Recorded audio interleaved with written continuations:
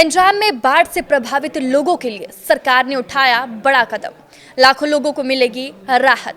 नमस्कार, आप देख रहे हैं न्यूज़ 18 का डिजिटल प्लेटफॉर्म और मैं हूं आपके साथ साक्षी झा। पंजाब में बाढ़ का प्रकोप कम होने का नाम नहीं ले रहा है।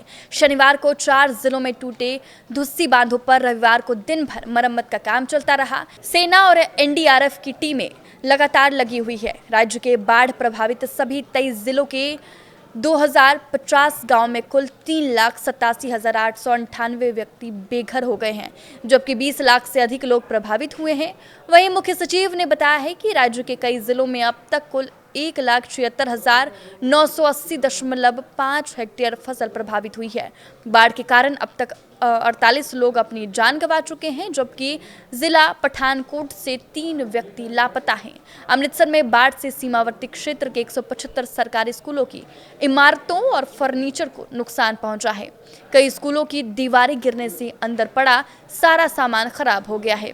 कई क्षेत्रों की 135 सरकारी एलिमेंट्री स्कूलों में 29 करोड़ 17 लाख रुपए, 40 के करीब मिडिल, हाई और सीनियर सेकेंडरी स्कूलों में लगभग 25 करोड़ से ज़्यादा का नुकसान होने का अनुमान है।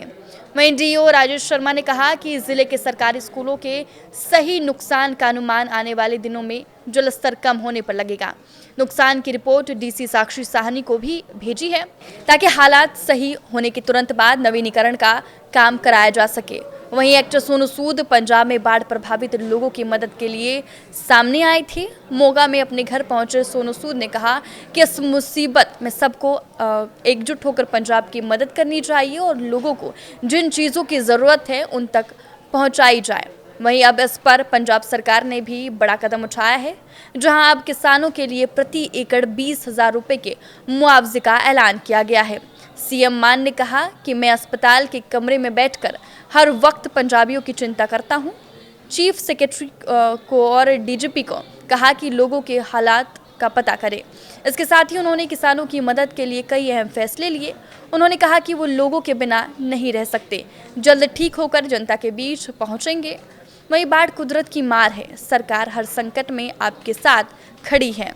आपको बता दें कि इसी बीच सरकार ने कई बड़े फैसले भी लिए हैं। सरकार की तरफ से जो फैसले लिए गए हैं, जिनमें बाढ़ की वजह से मिट्टी दरियाओं में आ गई, जिसकी वजह से मार और बढ़ गई है, और जिसका खेत उनकी रेत स्कीम चलाने जा रहे हैं। किसान को खेत से मिट्टी उठाने की मंजूरी देने जा रहे हैं। मिट्टी किसान बेच भी सकते हैं। वहीं डिसिल्टिंग की अनुमति पंजाब कैबिनेट ने दी है। दूसरा बड़ा फैसला, फसल खराब होने पर भरपाई के लिए 20,000 प्रति एकड़ मुआवजा दिया जाएगा। चेक किसानों के हाथों में पकड़ाएंगे।